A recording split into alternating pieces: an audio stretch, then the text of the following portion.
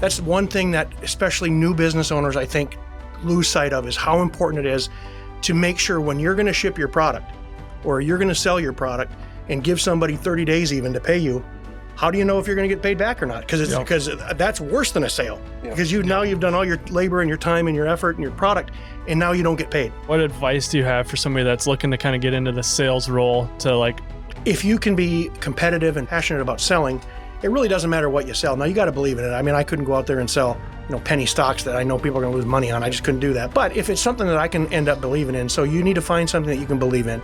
And if it happens to be something that, if you're a musclehead or a motorhead rather, and you're into cars, go sell cars if that's what you want to do, because you'll care about it, and that comes across. People will be able to tell that. Write down your goals. And this is good for salespeople and for business owners and for accountants and janitors. Write your goals down and put them in front of you. And you got to look at those damn things every day. And that's what drives me. I see that and I'm like, well, I didn't do this today. If you can teach somebody to sell, they'll have a career for their life. All right. Welcome, guys, to the 9th episode of the American Dream podcast. I'm Blake Waters with Insignia Screen Printing. Cole Nelson with Maverick Construction. And I'm Jason Shores. Last week, we talked with Josh Rogers of Rogers & Companies. He had a lot of insights in the landscaping business. He shared how he got started at a young age and has grown his business and continuing to grow, around Rochester and definitely figuring some things out. Yeah, he definitely gave a lot of insight on just kind of starting up from the ground up and working all the way up to a successful business. So definitely a good one to tune into as well. This week we have Jason. He's an expert in sales, so he's going to kind of give us a little bit of a background on kind of how he got started and where he is today. Yeah, so why don't you give us, where'd you come from? How'd you start? Where did it all begin? Thanks again, guys, for this opportunity. As I mentioned to you earlier, Cole, I kind of feel like I've been a salesperson my whole life and really only qualified to do that. But when I got a BS in business administration from Troy State University and graduated a million years ago back in 1995. And I noticed then that, you can get a business administration degree, but nobody teaches sales, sure. Right? And it's such an integral part of any business. And I think ownership, you guys as business owners know that you end up being the lead sales guy. Yep. And it's important to make that connection. And people make so many mistakes. And I've been a sales guy since I was doing jump rope-a-thon, raising pledges when I was 12 years old, And I've just learned a lot. I went, when I graduated college, I went to work for Southern Wine and Spirits, selling wine and liquor to was that a door-to-door type thing? It wasn't door-to-door, but it was grocery store to grocery store and liquor store to liquor store. Boots on the ground. Off-premise, boots on the ground, taking orders. And that's how I started. And I loved it. I got an opportunity to go work for Hewlett Packard. And the person that I was working with at Hewlett Packard was Peter Grant, who's Bud Grant's son. And he's forgotten more about sales than I'll ever know, but been a real influence in my life. We ended up selling our division. And when we did that, Peter left the company and then I left the company. They gave me a real nice severance package. And here I find myself with nothing to do. And he happened to call me. And as I said in the little questionnaire he had me fill out, it was kind of like when Steve Jobs talked to John Scully at Pepsi and say, hey, do you want to sell sugar water the rest of your life, or do you want to come with me to Apple and change the world? And it was that's how I took it. And I've just been inspired by him, and he knows so much about not just sales, but business. And he's really kind of transferred that onto me. And now we negotiate credit report contracts for companies that sell to other companies that want to have credit reports before they, you get net 30 terms. And you, that's one thing that especially new business owners, I think, lose sight of, is how important it is to make sure when you're going to ship your product or you're going to sell your product and give somebody 30 days even to pay you, how do you know if you're going to get paid back or not? Because that's worse than a sale. Because now you've done all your labor and your time and your effort and your product, and now you don't get paid. And so that's what credit reports kind of help you do. So, from the business standpoint, I think what I'm able to talk about a little bit today is the sales and also the credit part of it. So I think that's a great journey that you've been on. How long have you been doing the credit reports at? 16 years, believe it or not. It just seems like, and one of the things that you asked me about earlier, Cole, and you said, how has it changed? Mm-hmm. And I think my answer was, it hasn't changed much. It's a pretty stagnant product, but it has changed. And I couldn't sleep last night thinking about this because one of the things that has changed is the automation. You talk about AI and bots and all that kind of stuff. When I started doing this, we were selling to people that had a credit manager or an accounts receivable person, and they pulled up a credit report on somebody, or they got a credit application filled out and back. And Now, the products that we represent and sell, they're able to go to for instance, a customer that wants to buy from you can go to your website, type in there, fill out your credit application, hit enter, and immediately it says you're approved $10,000. Boom, just like that. So that's, yeah. I mean, now not everybody needs that. Yeah. But if you get mature in what you're doing, you can. It's like hiring 20 people. Yeah, well, I think that's definitely a good take on where the sales have developed with the new integrations that you talk about, and I think that's a pretty good takeaway for people that has changed the industry and changed kind of how you do it. But the core roots of sales is still the same, right? Like it's people buy on emotion, Cole. I mean, you either got to get scared about something to buy something, you got to get pissed off about something to buy something, you got to get excited. But people buy on emotion, no matter what it is. And a good salesperson, a professional salesperson, is able to pick up on that. And people always say, "Oh, Jason, you talk a lot, you'll be a good salesman." But a good salesperson doesn't talk; they listen. It's ask, don't tell is really, I think, so important, because if you, as a professional salesperson, if you can recognize what somebody's problems are, sometimes they don't even know what their problems are. Yep. And if you can recognize what that is and offer a solution at an affordable price, sleep well at night, my friend, because you're a good guy and you're helping them. Yeah. I like your one takeaway, and we've talked about this in the past. Cheap. Yeah. What's your rebuttal to cheap? I don't say cheap. I don't have enough money to buy cheap stuff. And now I can sell affordable stuff and inexpensive stuff. Yep. And, we are not the least expensive in the marketplace, but we're the most affordable. And there's a difference, It's the best solution for most people's problems. Correct. Yep. That's exactly right. And that's the other thing that's lost on people. You see the bot, especially as business owners, and I'm not one, but I've got an entrepreneurial spirit. Obviously, like you guys each own a couple of businesses, but if you can really understand that there's so much opportunity to be had by empowering salespeople and empowering yourself to sell to people, because you should get to the point where you got too much to do, and then you should sell more. No, exactly. And I think that's a great thing. I mean, is that some of the stuff, your role, I believe, is some sort of not a sales manager, but you've trained in some different people under you to do. No, I'm a sales manager. Yep. No, Maybe that is your title. So how do you coach some of the sales guys in them roles? If there's someone that's new to sales that, you're bringing in, kind of walk through what that might look like and how you might coach someone up. Great question. Well, first of all, I have found it much easier to work with someone that's never done sales before. Sure. Because you'll get somebody at some point gave them a business card with salesperson on it, and you got to untrain them for everything they think. Fix all their bad habits and feature dump and all this kind of stuff. And it's look, ask questions like you and I are doing here. Let's talk about what do you do? If you could wave a magic wand and change anything about what your current process is, what would that be? And let them tell you. And you got to be prepared to say, I don't have anything that can help you. I said that to somebody today. I can't help you. It's not for everybody. And that's okay. And you go home at night and sleep well. Yep. That's definitely a good piece. I found as it applies to hiring salespeople, the most important thing. Okay, first of all, they got to be honest, but I wouldn't even interview somebody that finish an interview with somebody that wasn't qualified on that. Right, exactly. Right, but is work ethic. It's just like a guy that's roofing the roof. You're not going to have somebody standing around looking around unless they're going to go work for the government. Yeah.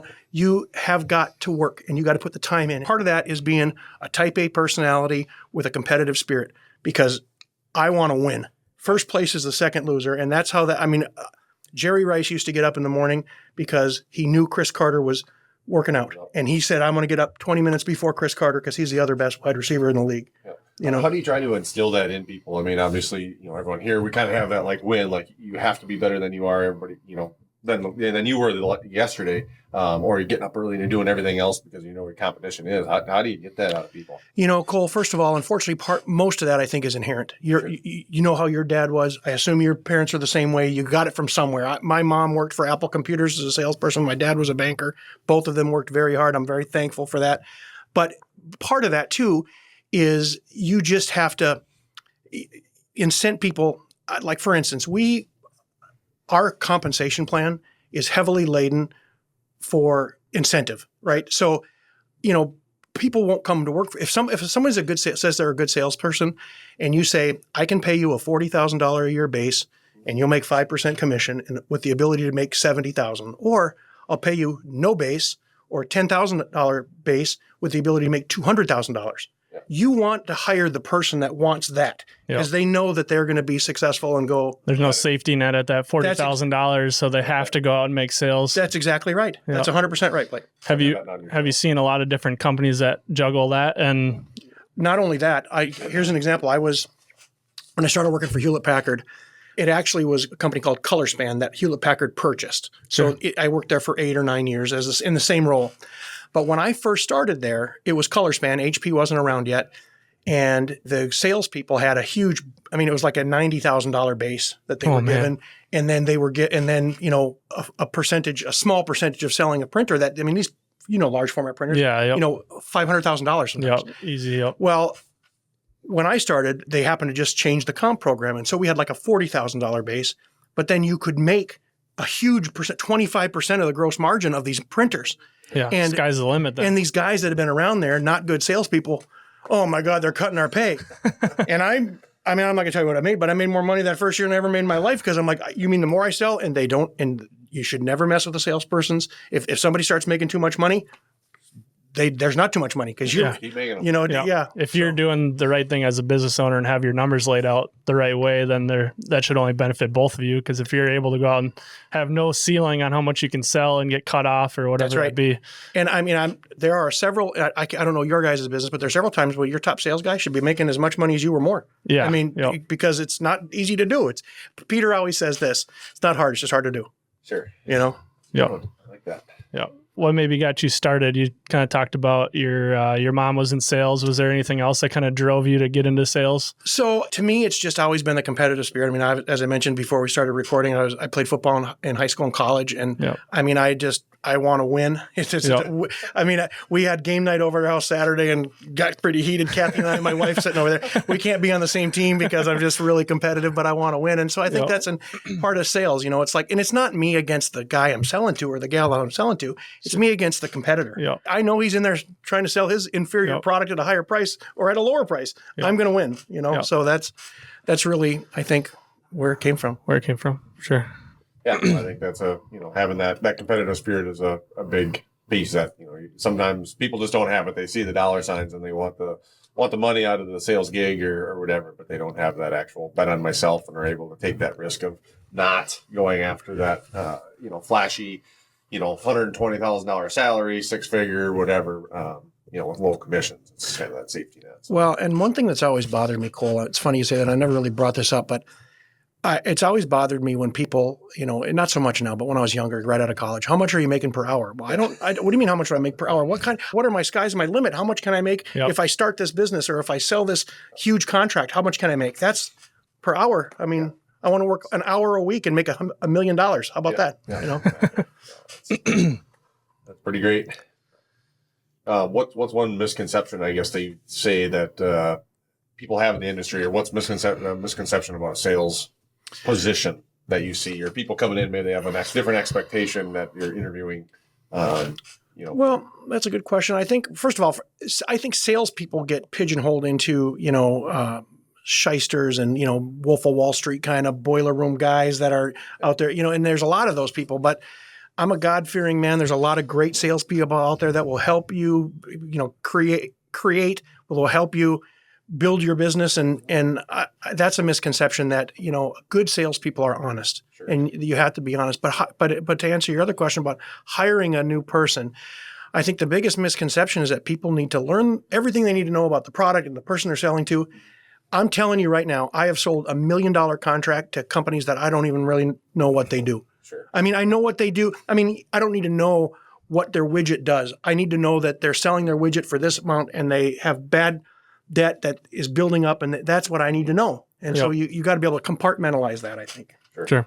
Is there trainings and stuff that you've done? I mean, obviously you have a great mentor that, you've been able to partner with, but what other things have you done to better yourself or invest in yourself over the years? God, that's a great question. This isn't your first time, is it?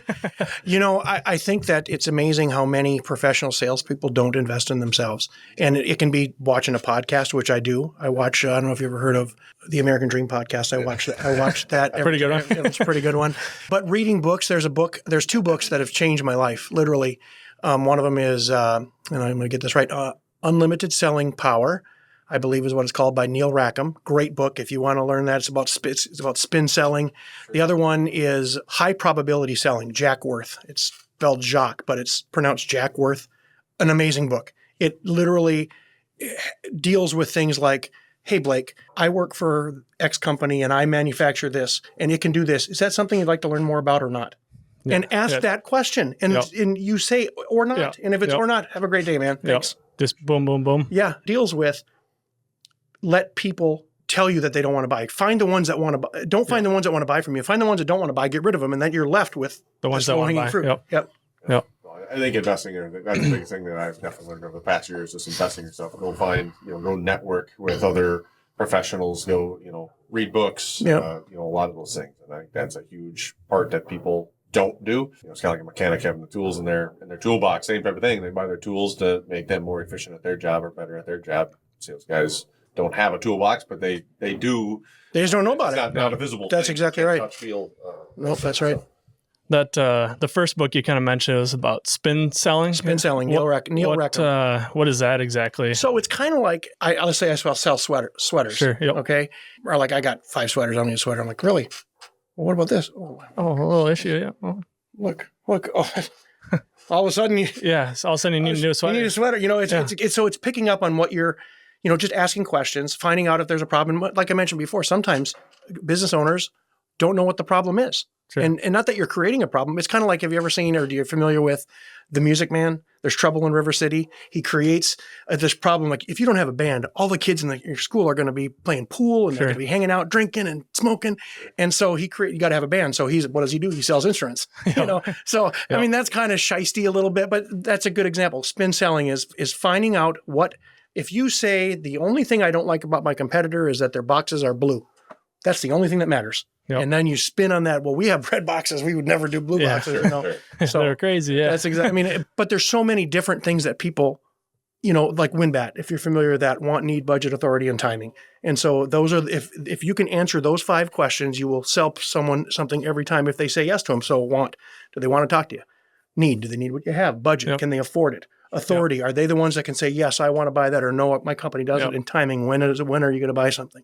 Yep. So those are a lot of good insights that most people don't really think about, because they think about sales just going out and getting sales, like getting more sales, but there's a lot of psychology that goes into it. Like you're saying, you're qualifying those people and you're really breaking it down on more of a granular level instead of just going and spraying and praying and hoping you get sales and all that stuff. That's exactly. Well, I mean, if I can get the guys that work for you, I can get a guy pretty excited about a new machine. Yeah. If you got to spend $1 million on it, and you're like, I'm not doing it. Literally can't. Guess what? He can buy it, smile all the time, and tell me he wants it. But Yeah.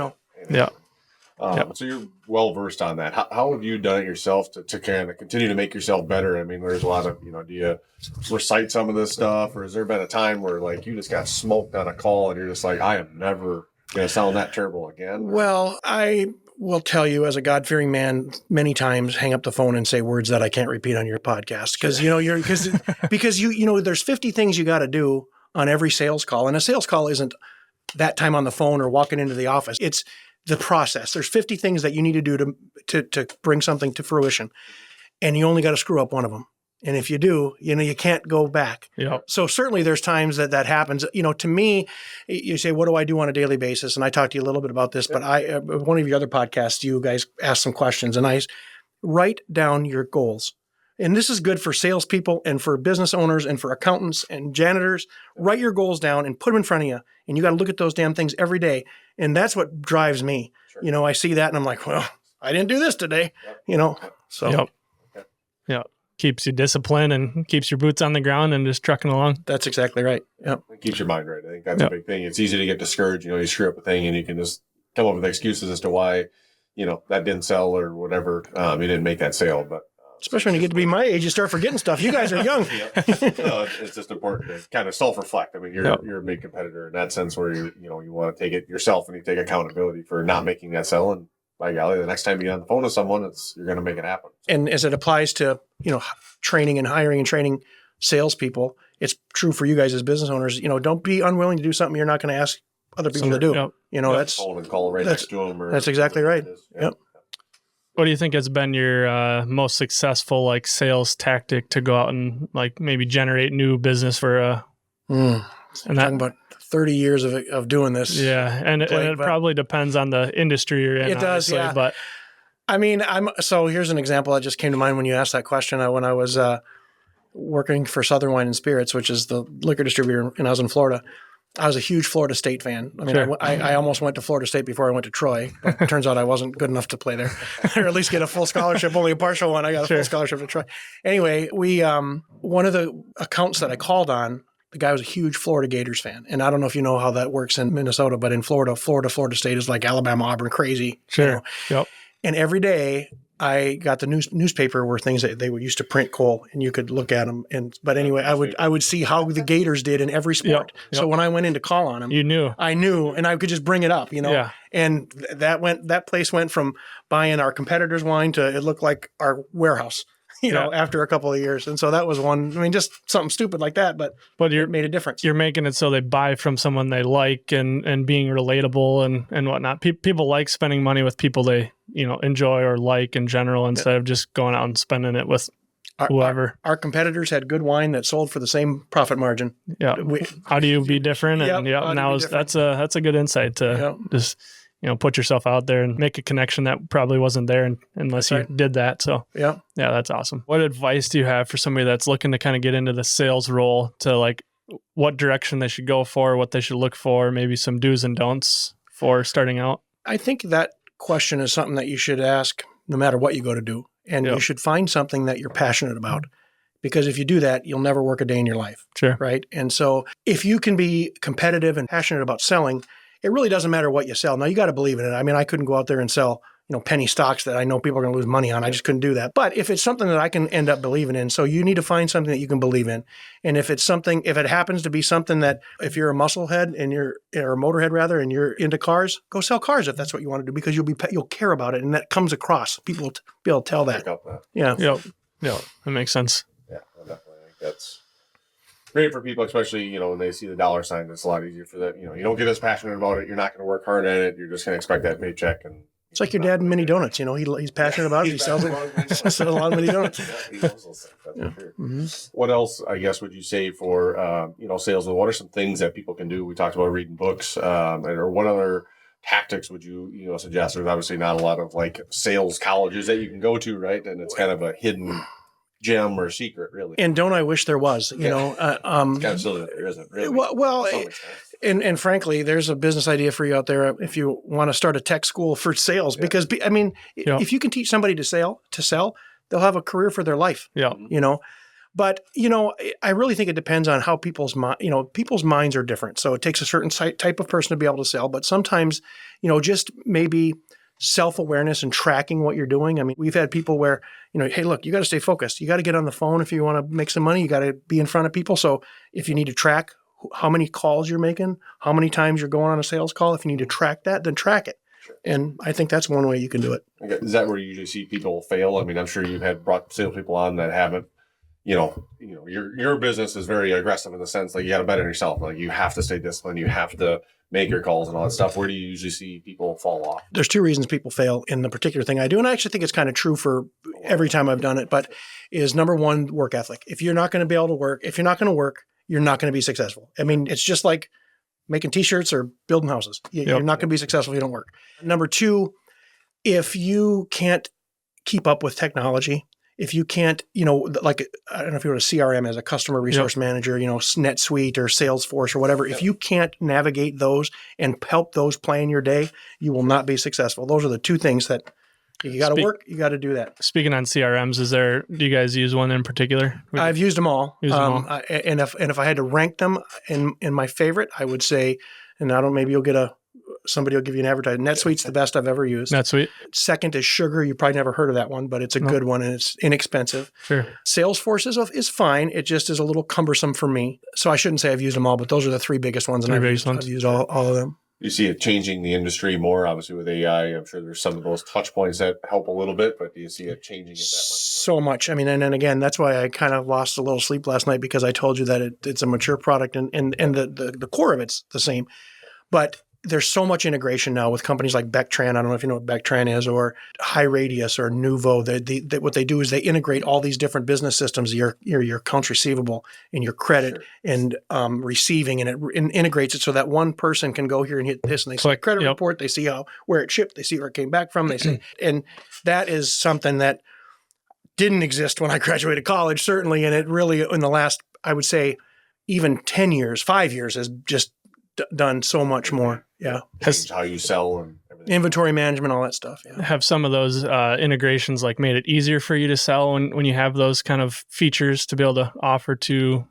If you can embrace it, that's the thing. I mean, Peter would laugh because, I'm certainly not the IT guy at our company, but I do embrace the CRM and the ability to track that because I want to make notes, and I want people to make good notes so that anybody in the organization that needs to can go in and say, hey, here is what you said to them on this day and you didn't say the right thing, and here's why, because you can coach, and you can also, from a owner's perspective or a sales manager's perspective, you want to be able to forecast what's going to come in. How many are we going to sell this month? How are we going to sell this week? How are we going to sell this year? And if your people aren't using their CRM the proper way, you might as well not even have one.